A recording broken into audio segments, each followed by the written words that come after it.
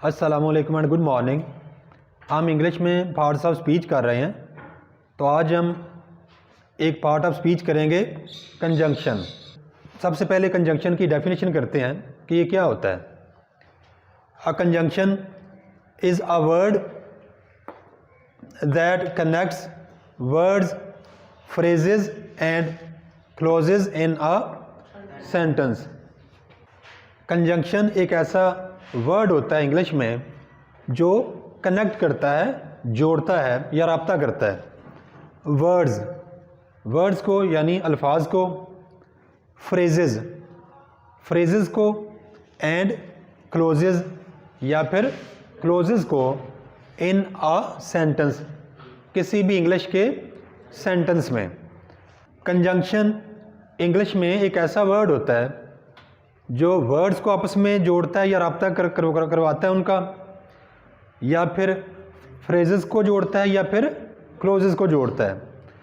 अगर आपको फ्रेजेस और क्लोजेस का नहीं पता तो उसका वीडियो आप देखने के लिए इस वीडियो के डिस्क्रिप्शन बॉक्स में उसके लिंक पे क्लिक करके पहले फ्रेजेस और क्लोजेस वाला वीडियो देख लें, ताकि आपको कंजंक्शन की अच्छी तरह समझ आए। तो कंजंक्शंस की एग्जांपल्स हैं एंड, बट, वाइल, येट, सो। इस तरह के बेशुमार कंजंक्शंस हैं इंग्लिश में जो वर्ड्स को जोड़ते हैं आपस में, या फ्रेजेस को जोड़ते हैं या क्लोजेस को जोड़ते हैं किसी भी इंग्लिश सेंटेंस में। Examples of conjunctions. अब हम देखते हैं कि इनको इंग्लिश सेंटेंसेस में यूज़ कैसे करते हैं। He is a teacher while I am a scientist.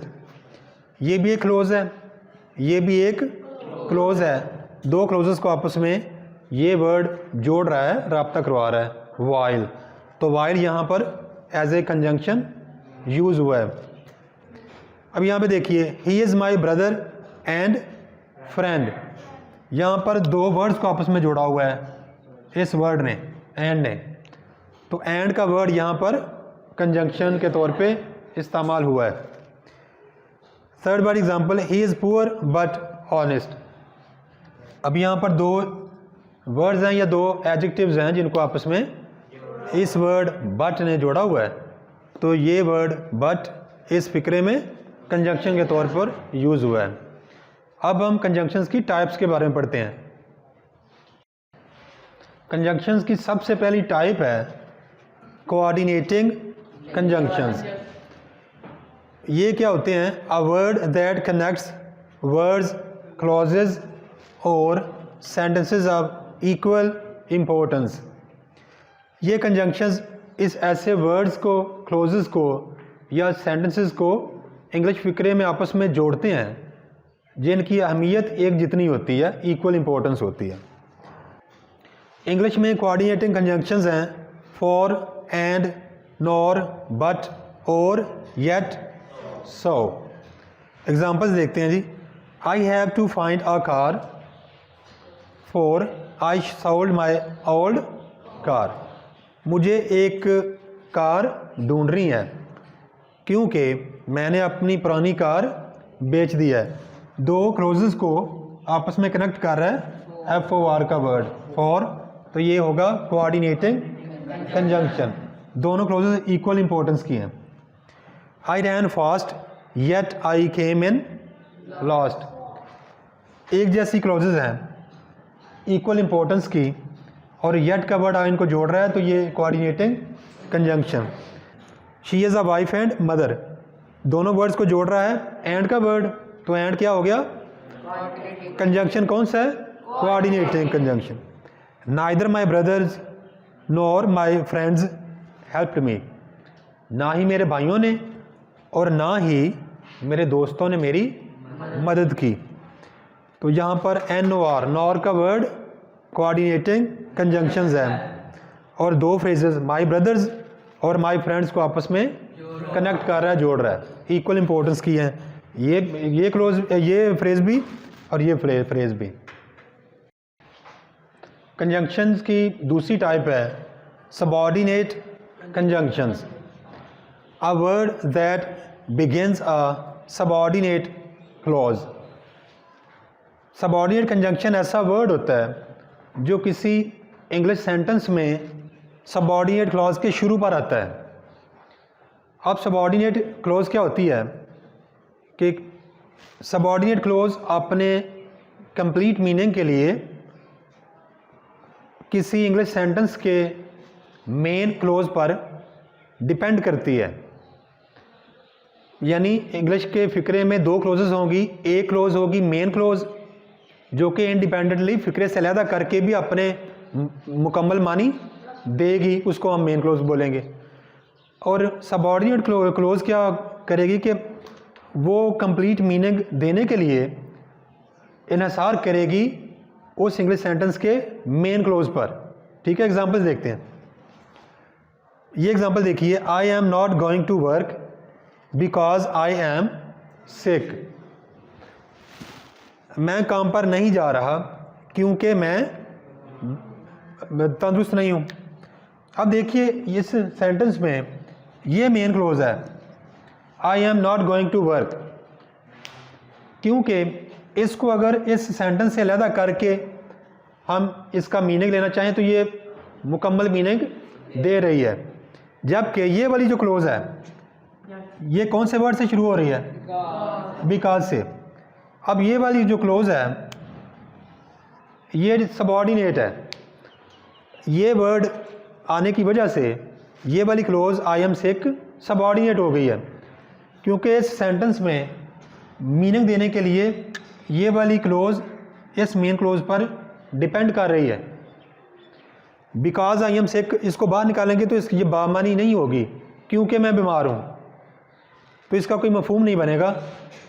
तो इसको हम मुकम्मल मीनिंग जानने के लिए, इसकी रेलेवेंस जानने के लिए हमें साथ इस मेन क्लोज को पढ़ना पड़ेगा। तो क्योंकि इसका इस पे इन्हिसार है तो ये मेन क्लोज होगी, ये सबऑर्डिनेट क्लोज होगी। और बिकॉज का वर्ड सबऑर्डिनेट कंजंक्शन है क्योंकि ये सबऑर्डिनेट क्लोज के शुरू पर आया हुआ है। As long as she lived she took care of the orphanage. Orphanage होता है यतीम खाना। जब तक वो ज़िंदा थी वो यतीम खाने का ध्यान या ख्याल रखती रही। अब इस सेंटेंस में ये वाली मेन क्लोज है, she took care of the orphanage. ये वाली जो क्लोज है ये सबऑर्डिनेट क्लोज है क्योंकि इसके शुरू में subordinate conjunction as long as आया हुआ है। इस सारे फिक्रे में ये वाली मेन क्लोज है और ये वाली सबऑर्डिनेट क्लोज है। I would not be back until next week. इस लंबे फिक्रे में I would not be back ये वाली मेन क्लोज है, जबकि until next week subordinate clause है।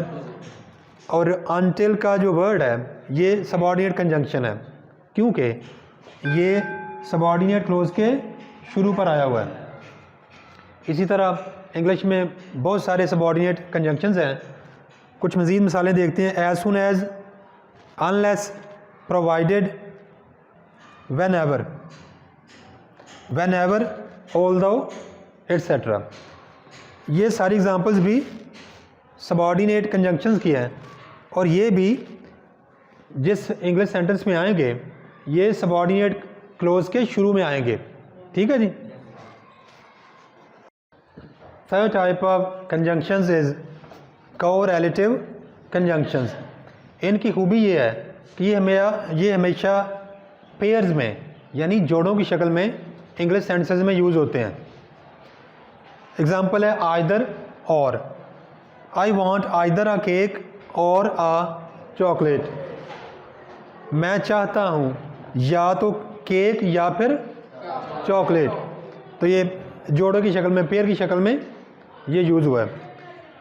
दूसरी एग्जांपल है बोथ और and. We have both a cake and a chocolate.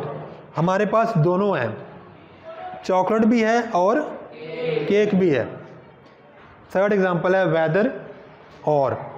I don't know, मुझे नहीं पता, whether you want a cake और अ चॉकलेट, कि आपको केक चाहिए कि चॉकलेट चाहिए।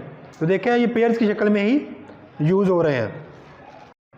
फोर्थ एग्जांपल है कोरिलेटिव कंजंक्शंस की, नाइदर नॉर। आई वॉन्ट, मैं चाहता हूँ। नाइदर अ केक, ना तो केक, नॉर अ चॉकलेट, ना ही चॉकलेट। नॉट ओनली और but also. I will eat, मैं खाऊंगा। नॉट ओनली अ केक, ना सिर्फ एक cake, but also a chocolate, बल्कि चॉकलेट भी। नॉट और but.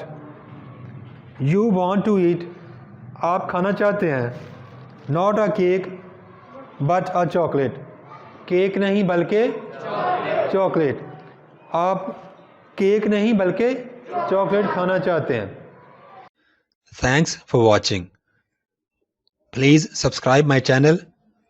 Also like and share this video with your friends. Thanks.